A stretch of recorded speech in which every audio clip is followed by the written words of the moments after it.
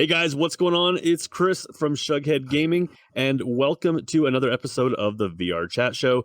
Today we have Resolution Games, and representing them we have Mathieu Castelli. He's the chief creative over at Resolution Games, and at least on Blaston he was. Welcome. Thank you. I'm super happy to be here. The work in this room, as you're saying, is amazing. Yeah, the guys do good work. And we've got some of the creatives here with us out in the audience here. We've got Velp. He is editor and lead on animations. We have Noctauto, Misery, Betty. I don't think Betty's here, but we've got her in the notes. Thank you, Betty. And we've got Mystery, and they're all artists on the VR Chat Show. None of what you see here could happen without them. It's pretty awesome stuff. One of these days, we'll show you behind the scenes of what goes into making one of these. And of course, we've got Jason, and he is also an artist and, of course, producer of the VR Chat Show. And this is kind of his brainchild. So thank you to the audience as well. And of course, for those of you at home, don't forget, you can watch the VR Chat Show on YouTube, or you can also listen to it on your various podcast providers. So make sure you check that out as well. So starting things off, Matt, tell us about yourself and a little bit about the history, I guess your history with Resolution Games. Well, up until I joined Resolution Game, I only worked in mobile gaming. So I was fresh out of school. I was in Japan doing GPS games. It's a weird other story, but that's what I've been. That started me doing mobile games. And then after 20 years, I thought maybe I would do something else in my life. I was trying to enter the biotech world of all things. And I was there studying during this break, and Tommy called me and said, "Matt, you're not done with games yet. Come over, we need you." And I took the bait. And that's why then the first project, so after a few months at Resolution Games, and immersing myself in this new media, I basically came up with the concept and was eager for the summer break so that everybody would be out of the office so that I could sneak my way onto a programmer, and together in a few days we did a prototype so that by the time people came back from holidays, we had Blaston ready to be played, the core concept at least. That's awesome. Yeah, that's neat. I'm just curious, just to go back to your mobile background. How was that for you guys? The reason I asked that specifically is that I always felt like the mobile game market became kind of a race to the bottom, so that it was hard to make money. And I've often kind of mentioned on my own channel that we don't want to see that in the VR world. Some people expect things for free or really cheap, and I don't want to see it turn into the mobile market. I was just curious what your take is on that.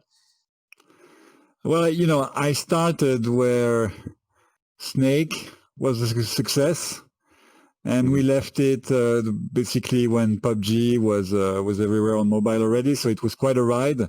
I don't have such a negative outlook of the whole trend, because it brought gaming to so many different people that would not be playing at all if not for mobiles.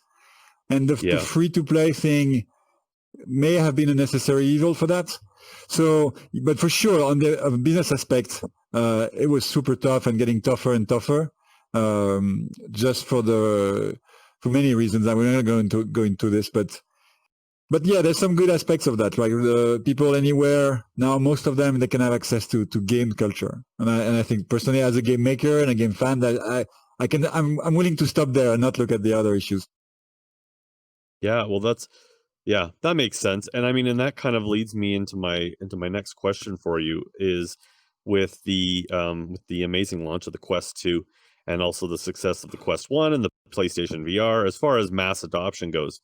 I think it's making VR a lot more accessible to the masses, not dissimilar to how mobile gaming just became more accessible to people. And I was just curious, at Resolution Games, you guys seem to have a habit of making smaller but very innovative VR titles that are kind of easy to pick up and play, very casual.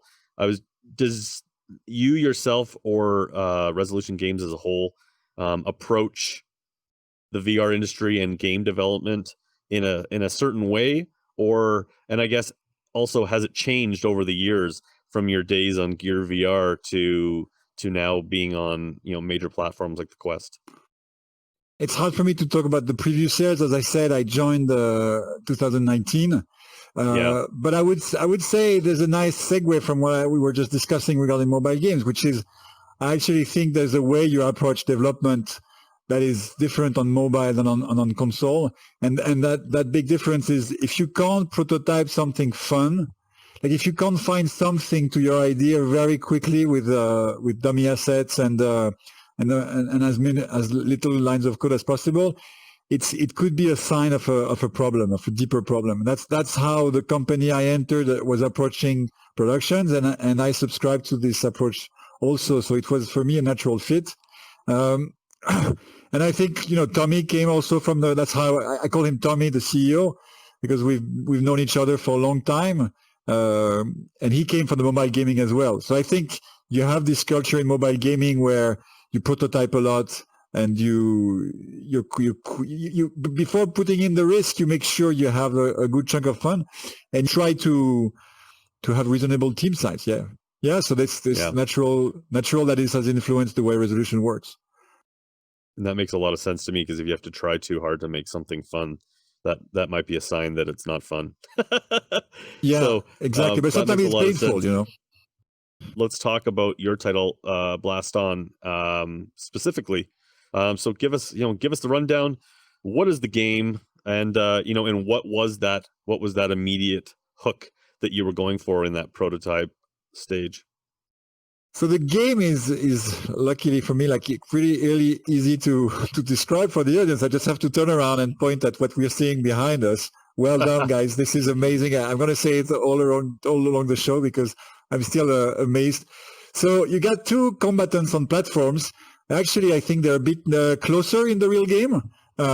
This is not a critique. This is amazing. So they're a bit closer. And the guns pop up. You can see there on the models that some guns have popped around. You just turn around and grab them and fire at the opponent. And the first one to 0 HP loses. So that's the most basic dueling setup you can imagine. Now, of course, where it turns out to be fun is because the bullets are, just from the distance between the two, the bullets have to be slow. But this slowness generates opportunities to dodge first, but also to strategize into anticipating, trapping, and playing on the build rates, etc., etc. Yeah. So that's the pitch. Now, where it comes from? Well, I think when I joined Resolution for a few months, there was this period where I felt the power of role playing is so strong in VR that it would be amazing to do a game where it's all about role playing. And the concept was the Western, Sergio Morricone type of spaghetti Western, where the shootout is going to be mostly about the eye shots. And there was a mobile game I absolutely adored that was 2012. It was called High Noon. I don't know if anybody in the audience had a chance to play it back then. It was a small kind of semi-indie title, but it was brilliant. And anyway, so I was fixated on doing a Western thing.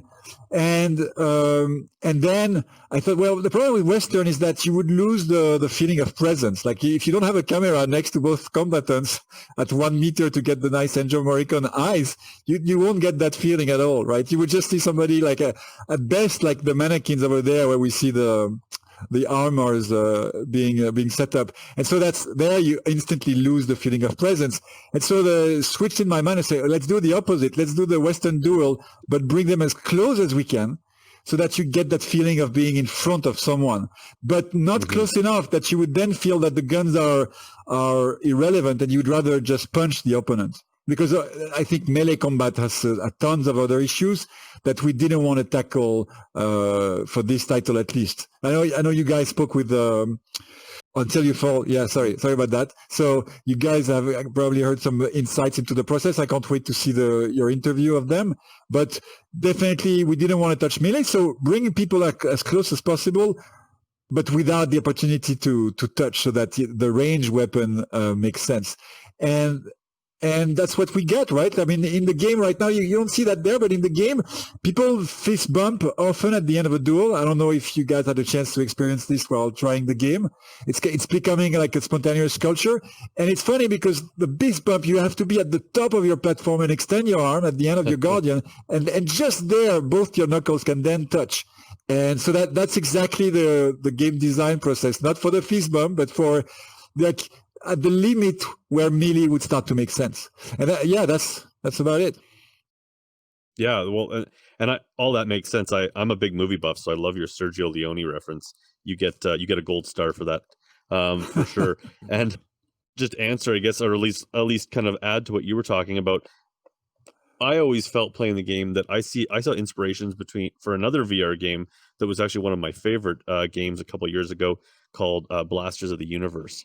I don't know if you're familiar with that, but the aesthetic was similar-ish with that kind of like synthwave 80s thing going on. And then also the biggest thing was that some of the weapons were very slow firing in Blasters, and that's what immediately made me think of that, because your game, you've had to slow down that gunplay so that it's still strategic, even though you guys are 6 feet away from each other.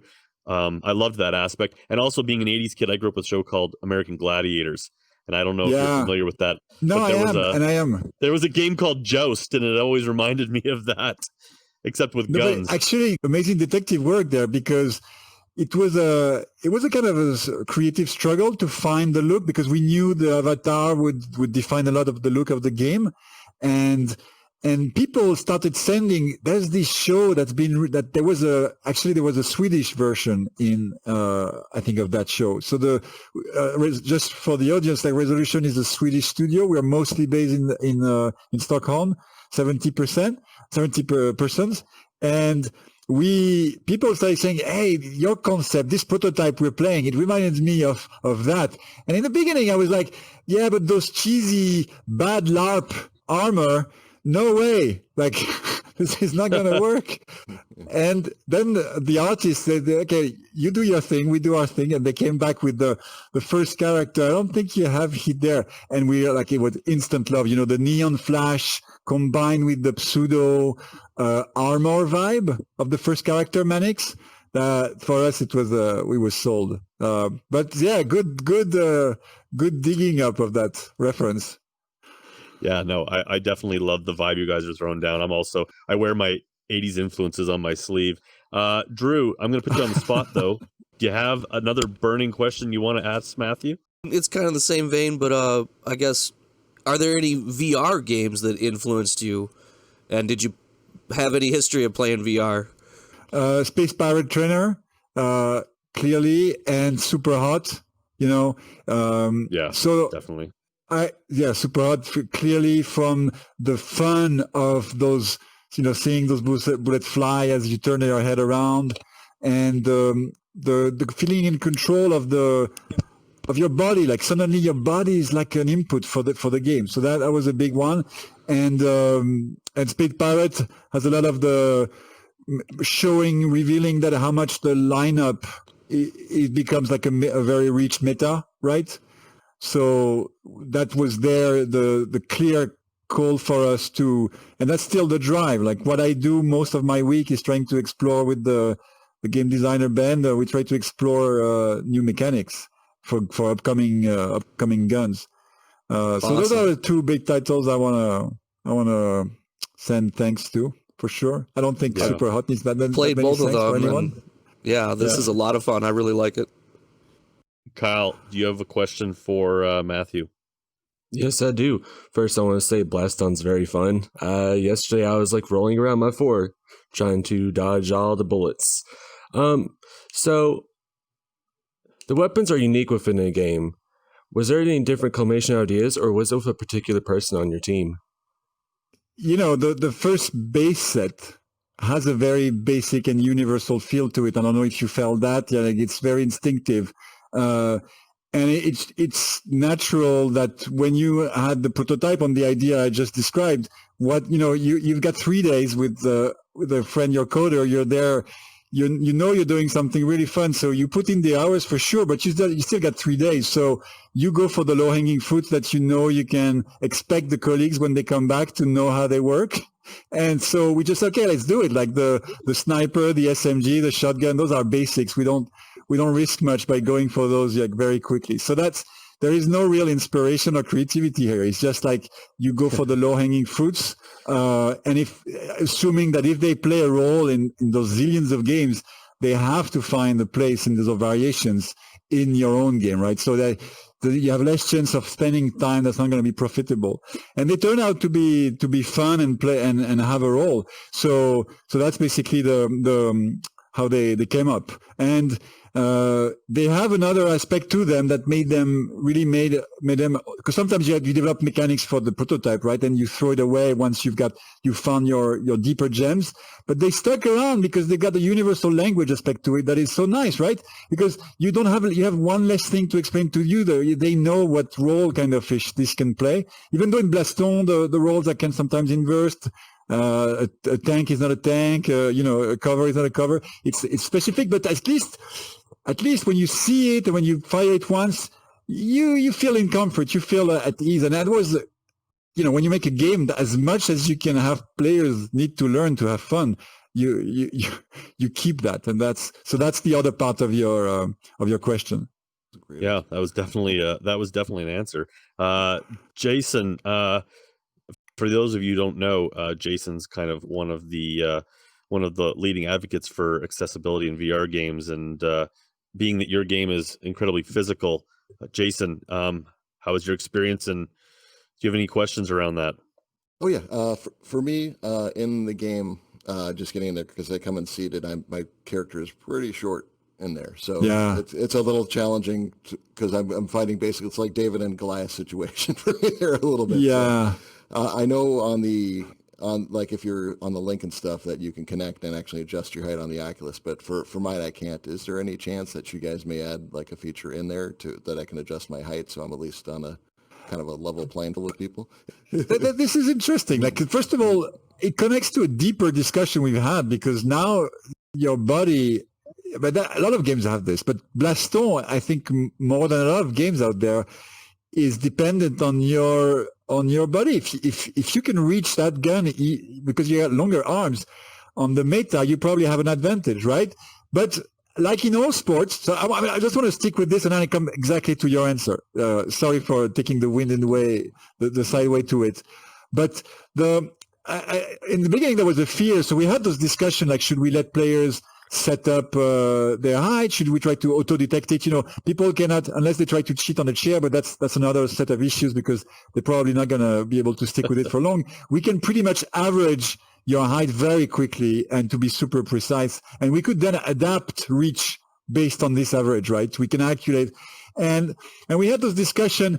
And also we were thinking, wait a minute, what if kids starts playing? And they do play. I don't know if you had this experience. You often come up with people that are obviously probably kids from their height, and so that was a set of concern, and one of the answers would be to let users adapt their thing. The problem with this is that we felt there was a risk of losing that sense that you have the other person as that person is in front of you. There's a slight risk. We know that you have this sense of disconnect. And when you do all this work, like this whole concept is so that people would be, as I explained, like would be as close as possible without entering the melee range, you really don't want to hurt that feeling of presence, right? And so that's why this was kind of not really dived into, because we felt there was potentially a risk of losing that direct one-to-one connection that is important. And also, as we got better at the game, because we were making the game, we had bi-weekly tournaments for the whole team. We had the trimestrial company-wide tournaments to get to have a meta starting to emerge. And we were seeing that, sure, you could have a lower reach, but most, like in sports, most people, for example, that are shorter, they have a lower center of gravity, and they're able to move around with more agility and faster reaction times. And it was not at all a clear cut that somebody with height would get, even though I have more space below my torso, right? So I have more variations for crouching.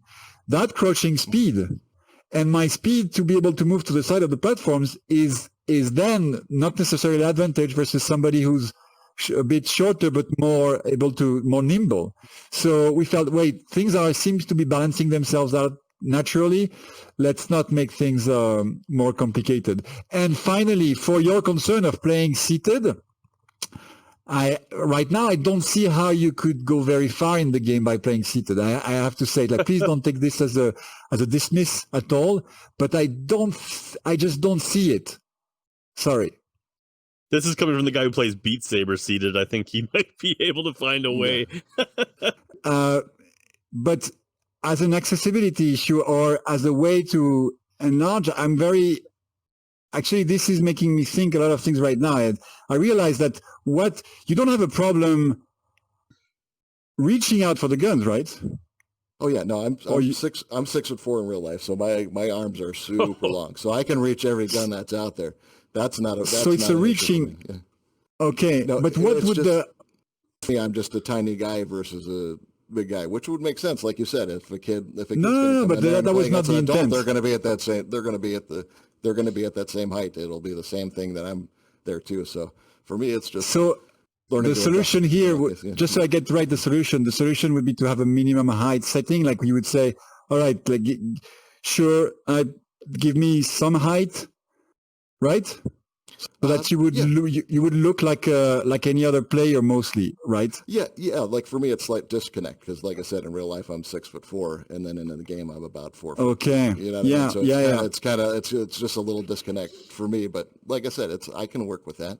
There's a lot of games. No, but we can work with that as well, right? So there is something that's it's good for me to hear. Thank you for bringing up the issue because of course it's a matter of threshold, but there is a range here where having this space wouldn't hurt anything in the meta at all.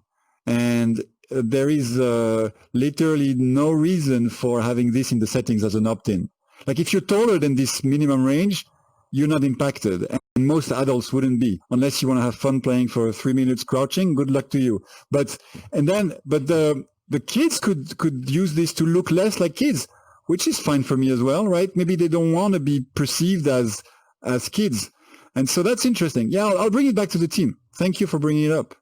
Oh, thanks for considering it. Appreciate you. Yeah, thanks, Matt. That was a really good kind of back and forth there. I really enjoyed that. Jason and I have spent a lot of time just on our own time talking about various VR games and how they could be a fit for people with accessibility issues, or how they might lose the core essence of their game by doing that. So we've had some really interesting conversations.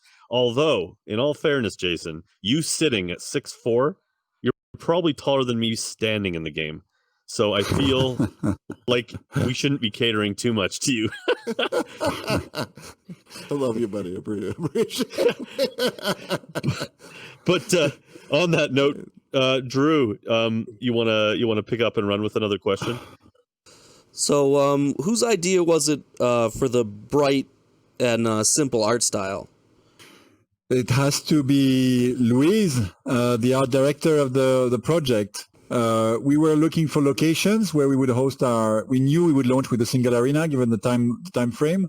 And we quickly went in a weird rabbit hole looking at Chernobyl. Looking at Chernobyl sports places. So the vibe, the common thread of our brainstorms with Louise and Marianne was, what are the abundant sports places that in this world where Blaston would actually really exist, where would they go and play? They would probably go looking for like the street sports vibe, to set up there like Fight Club vibe-ish, where you look for a place that you don't have to pay a rent for. Nobody's going to come and bother you. You can do your weird new sport thing. And they would probably even like better if it was a sport evocating abandoned places. And so we went following that hole, and after seeing so many abandoned swimming pools and basketball courts, I have a stack of pictures that's really impressive of abandoned places, starting with Chernobyl or ex-Soviet bases in Ukraine. But anyway, and then Louise, I think, said, wait a minute, abandoned places where I go watch my core rocks concerts are cool. And that's how we wrote the slightly run-down theater. And so that was the setting. And then naturally things are quite dark in there. And so Louise quickly came up with super pimped up neons, and that was it. Yeah, I love the neons. It's got that 80s, kind of cyberpunk vibe. It's looks great in VR. Yeah. Another thing that led us there was we were looking at patterns both for the avatars and for the guns, and we were discussing a lot of it. Say, okay, with sports, let's look at sports tools, and then little by little, by looking at sports like rackets, hockey sticks, all those, the way they do the patterns on those sports equipments, and we went back in time because we both had like childhood memories of different types of patterns from the 80s, and so we went looking at 80s Swedish skis for looking at some cool patterns, and actually, and then Louise was said, no, wait. Let's go for, I have this childhood vision of Ski's outfit from the 80s. And so if you look at the SMG, there was actually in the 80s a Ski outfit that had this pattern on it. That's where the SMG came from. Just when you look at it. Do we see it from here? No. But it's over there on the right podium over there. It came from a Ski outfit from the 80s. Because once you had the black and the neon, you're a little bit halfway through the 80s, futuristic point of view, but from the past. And then the Ski outfits were trying to do the same thing back then. They want to make you feel like you were this kind of strange cyborg on the snow. That's great. You can't not think Tron. Yeah. But for Drew there, and for those of you at home, so basically Matthew's telling you that if you walk into an alley in your local area and you see a couple of guys dead on the ground with guns all around them, you know that they were trying to reenact their Blaston experience in real life. It would be a short match, I think. And I'll jump off from that. And I'm just curious. When we first started talking, you were talking about how the approach to your approach to games in general, but also as you brought that to VR, has been at its core being fundamentally fun before it became anything, too grand. I was just curious, did the idea of Blaston change at all from early discussions to finished product? No, we got lucky this time. Yeah. So the prototype, awesome. We have a video that we would be happy to share if you think this is interesting, where we have the us playing the prototype, and it feels and it plays almost exactly like the game. Of course, it's ugly. The network code is broken, and etc. But the gameplay was there, so it worked instantly. What we've been trying to do since then is enrich. So what you have in Blaston, you have a pickup game that you have tons of fun in the first 15 minutes. The challenge was that, okay, how do we bring this to 40 hours of play where there's always something to discover? And so this is where the hard work was. And the list of small things we had to discover and invent. Like, for example, I don't know how much you played, but at a high level, you will often see players take their empty guns and throw them super precisely at an incoming bullet to drop it, so that when you have a salvo coming at you, you can craft an opening and then profile dodge. And it's fun to do, and it adds depth. What you're going to do, what are you going to use your empty guns for? But those things took a lot of, the only way they could work was that because each bullet has an HP stat. So in the game, the slowness slowly made us conceptualize that, wait a minute, because things are slow, they're like units on a lane almost, they're like, if you take a real-time battler, they're almost like a lane. So they need to hit each other, and we can build up on that. We were unsure, but we wanted the big balls to cross each other, but be weak after the crossing, for example. And so that brought us to having each bullet having HP, each bullet having a damage to projectile stat. So a bullet will hit the player for an amount, but it will hit another bullet for another amount, which lets us then, for the advanced player, create a kind of meta. Like, this one has more defensive value because it destroys those type of projectile more easily. And then once we had that, then it was easy to say, wait a minute, if we gave those empty guns a damage to projectile value. You could throw them at the guns to have like this cool, like, I don't know, in a kung fu from a Hong Kong movie, they would use their shoes to deflect a bullet. Well, in our case, the equivalent of that, when you're holed up in a corner, surrounded by laser with one bullet coming at you, well, toss the gun and roll out of the place. You know, that's how the year production from my job, which is mostly game design, even though the core was there, the whole year was spent adding that depth that the players at the top tier are still discovering. Yeah, that's really interesting. I would say the game is deceptively deep because even with my game time in it, I didn't pick up on a lot of those nuances. I was too busy trying not to die, but that's really interesting. And I think that's something that I think that a lot of people out there might find very interesting as well. The fact that it's not just, there's much more beyond just pick up and shoot for those who want to invest the time in it. Very cool. I want to add on this just to one mention, which is sure. I want to say that the way we see the game, the team, is we think it's an action card game. It's you build up deck. You have to think of what is going to be the combo that's going to be leading you during this duel. You're going to adapt to what is the opponent. You know which kind of combo is going for, and you need to anticipate all this to have a chance to win. And that's a lot of while you're doing crazy moves. So it's a challenge for sure, but we try to combine this sports and tacticality from card games. That's a driving vision for Blaston. Even though people can stay at the very pew like very easy to pick up. I'm having fun. I'm shooting in front of me. You can stay there, and that's fine. We're just super happy. We think the game's going to do fine in arcades, but we work on a day-to-day basis, thinking, but what's the secondary layer? What's the third layer? What does this combo with? That's how we think where we introduce new mechanics in the game. Yeah, that makes sense to me. The game actually reminded me a little bit of another game that came out released a couple years ago. It was by CCP and it was called Spark, and it was very similar in the way that it was 1v1, and maybe at the beginning it seemed like it was going to be just a simple dodgeball game, but that game still has an audience today. Because it became its own little kind of VR esports. So I think what you're going for makes sense for sure. Yeah. Yeah.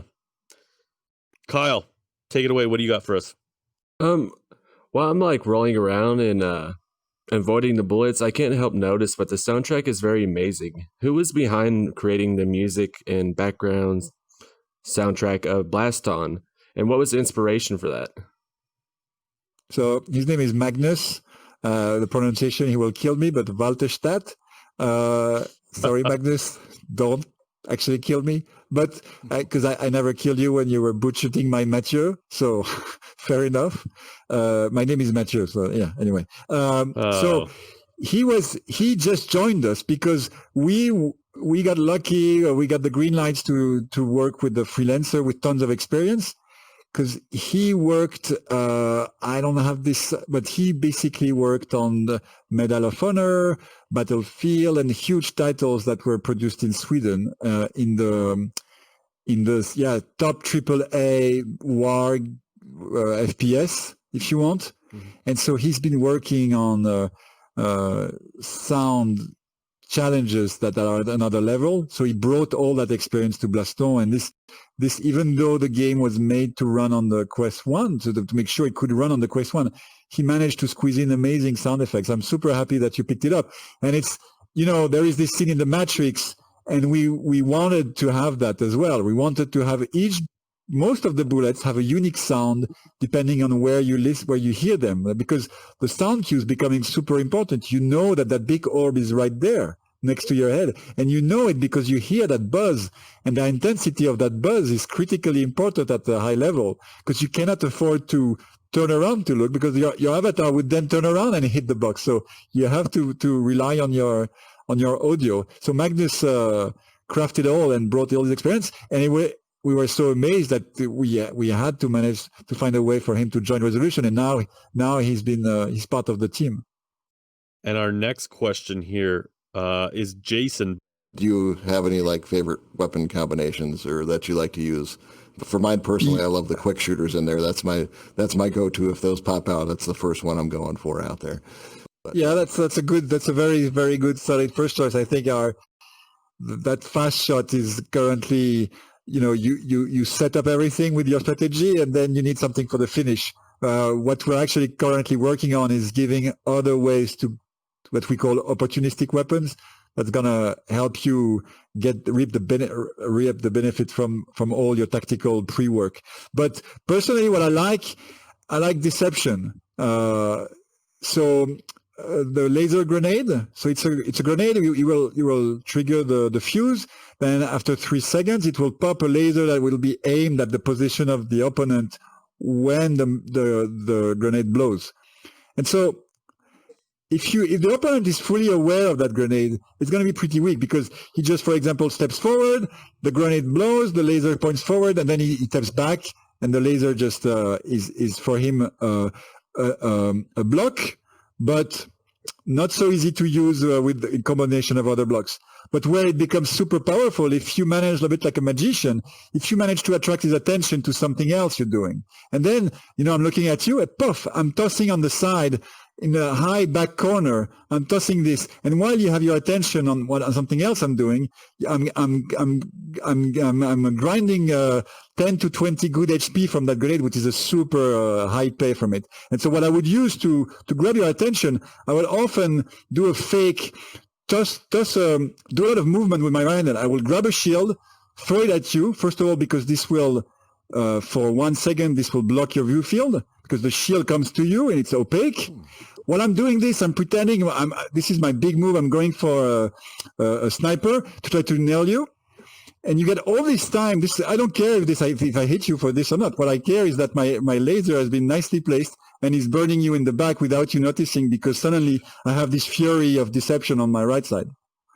That's a great answer. And I can tell you like your own game. That's always nice to see. It's like watching a live band. You can tell when they want to be on stage. That just makes it more fun for everybody. Mathieu, what about the future for Blaston? I know you talked about the game being in arcades. That seems to make a ton of sense.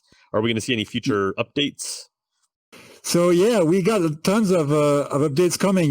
When as I said, we got lucky with this one. So the prototype was fun after 2 days of work. And so we thought, all right, the good call here is to not get too excited, bring it out to market very quickly so that we can then build it with the community. And I'm sure you've seen some of you the play. We've been trying to push people to come to Discord and talk with us and share the impressions. We're also asking a lot of the top players to share their videos with us so we can learn and see how they're playing. We also constantly go and challenge them to play to see what the meta is shaping up to be.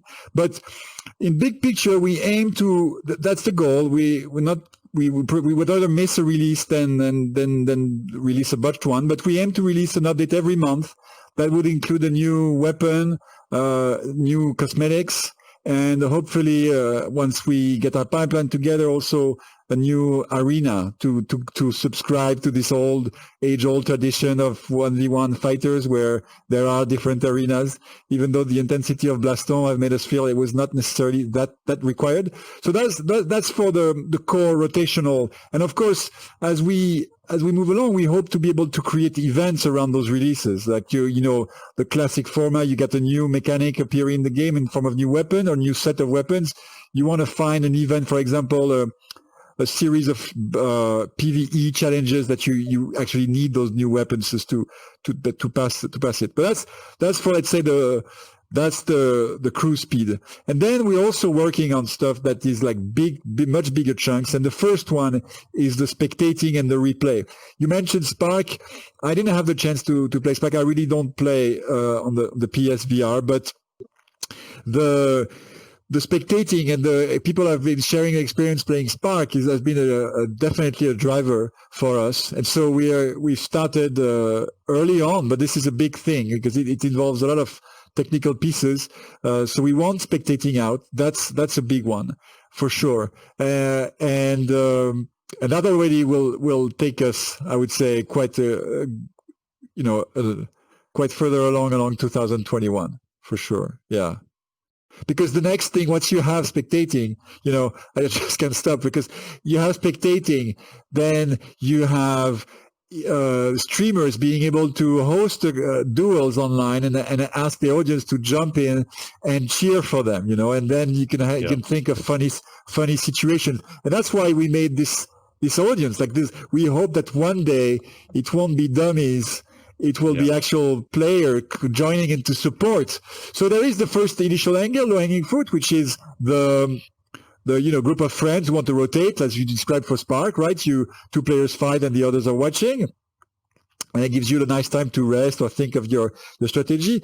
But then the other layer is then finding ways for people to go cheer other people they like or to go assist. And that's where I'm bringing, because it's really hard to do with UIs and things, but to bring tournaments where you're able to see the top players of Blaston doing through eliminatory tournaments, and you have set times that you have to be there online to watch it live, and maybe potentially with a limited number of seats. Who knows? We'll see.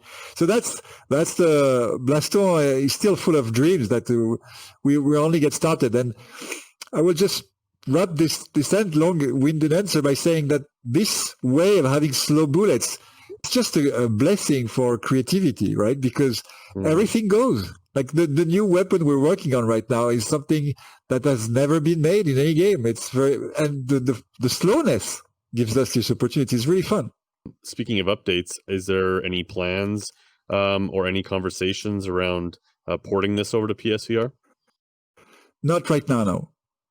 And yeah, I totally get the PSVR portability issues. It's you're talking about crossplay and you're talking about different control systems, and we've heard that before. It's a different ball game entirely.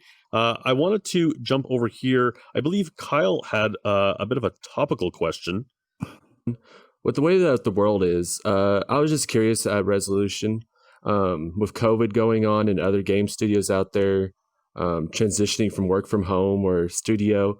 How was it transitioning with the way the world is at Resolution? There's some, we have very personal anecdotes for Blaston for sure regarding COVID. I'm going to start with the bad ones, I would say, which is we lost that Fight Club vibe at our weekly tournaments where we would be screaming and shouting because we had a home rigged system to spectate, but only, local network, etc., like nothing we could release. But just to mention that we have the experience, we know it's cool. So we would there set up the rigs and we would be shouting our lungs off. It was super nice, even bi-weekly, But so we kind of lost that. What we gained, though, from a day-to-day playtesting and going deep in the game is we kept slightly bothering everyone at the office. We'd be there screaming, moving around, constantly shouting about guns or specific moves. And we got the looks, when you raise the headset, we got the looks. And working from home has enabled us to be playing as much as we could, as loudly as we could. So it's been somewhat helping, I would say. So that's very concrete. I don't want to go into the bigger things. We have, like everyone, started to live on Discord. We wake up in the morning, we start Discord, and we are like, I think in a way, discovering this lifestyle where we are always a button away from talking to our colleagues. And we talk more than we used to at the office as well. Like we are in a world where we were slacking all the time, even though we were sitting next to each other because you don't want to bother the others. Audio has this problem that it's you cannot filter it out, right? So we were slacking often not to disturb colleagues. Now that we work from home, we grab each other, put ourselves in the sub channel and start talking without even thinking about it. And we talk more than we used to. So that's another small anecdote I find interesting. What else? Well, and I don't want to sound cynical. I think this is just good, but Blaston, and I want to say this, I was wrong. So I want to say it because I like to say I was wrong. So I was super afraid of the physicality of the game. I felt, I was very afraid of that. And the reason is when you make a game, you don't have the competition drive there. You just have the gameplay. But after a while, the gameplay, of course, every day there is something that you cannot feel as the first day for sure. And so there was the kind of, again, like, do I have to go and start rolling on my floor? But so I was kind of afraid, and we really tried to tweak so many times, tweaking, for example, the shotgun so that it wouldn't be a perfect line of bullets that would force you to crouch every time. You could find ways to carve your way, carve a path through the wave so that you don't have to crouch to minimize the physical intensity. But guess what? The game is super intensive. Everybody's saying they're sweating after 3 matches. That's the fact. What the big surprise is, if you look at if you look at the 355 stars review we have there in 3 weeks on the Quest store, they're all saying this is great.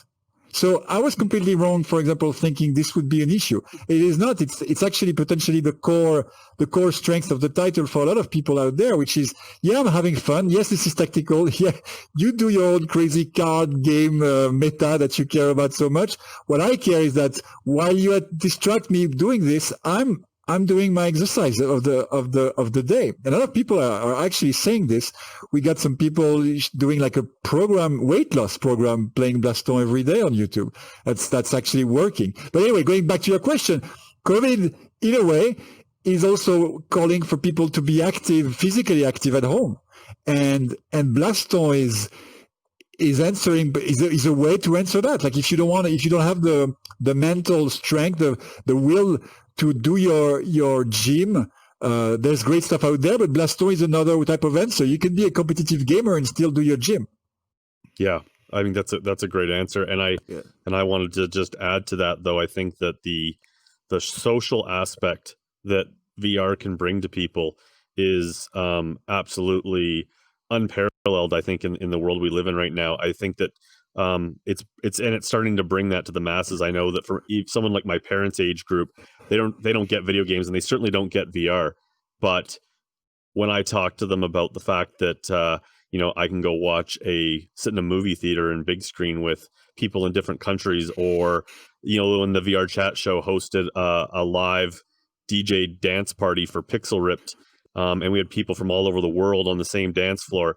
It's pretty surreal. It really is some next level stuff. And I mean, and personally, like, Jason has become one of my best friends, and we live a country apart. I've never met him in real life, and yet the relationship has become very real. And I think in Blaston, as an example, I think you're going to see people just desperate for that social connection, to the point where, even leaning forward, like you said, to bump fists is going to mean something to people. It's literally reaching out to a real person. I think there's something that can't be understated in the world that we live in right now. So I think what you mentioned there is very poignant in these days. So thank you for that question. Thank you for the answer. I think it's very special. And just to cap things off, then, Mathieu, what's the future for, I guess, your team? I know Resolution Games works on other things outside of VR, but outside of future updates to Blaston, is there anything you can talk about? Nothing I can talk about, alas. I just want to say that we have a nice track record of caring for our games in the long term.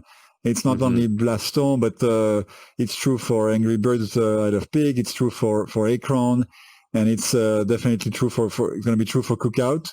So that's something that the company is doing very well, I think. And well, we've been on a hot streak. All I can say is that 2001 is going to be even bigger. So looking forward to what the other teams have in store for us.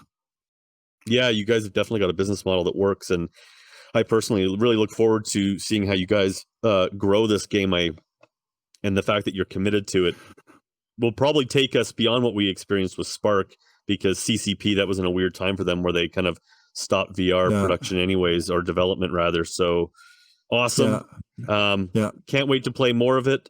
And is there anything else you wanted to tell the audience about your game before we sign off? No, because otherwise it's going to take double the time we just used. So I'm just going to end it with my tagline, which is "See you soon in Blaston." Well, there we go. I don't think I can close off the show better than that, but I'll try. Thank you for playing, guys. No, anyways, thank you for joining us, everybody at home, whether you're watching us on YouTube or listening on your podcast service. We are the VR Chat Show, and this is Mathieu from Resolution Games. We are talking Blaston, and thank you so much for joining us, Matt. Just great conversations, and cannot wait to spend more time in your creation. I am Chris from Shugghead Gaming, and thank you guys for tuning in. Thank you so much. Thank you for all the hard work. Much appreciated.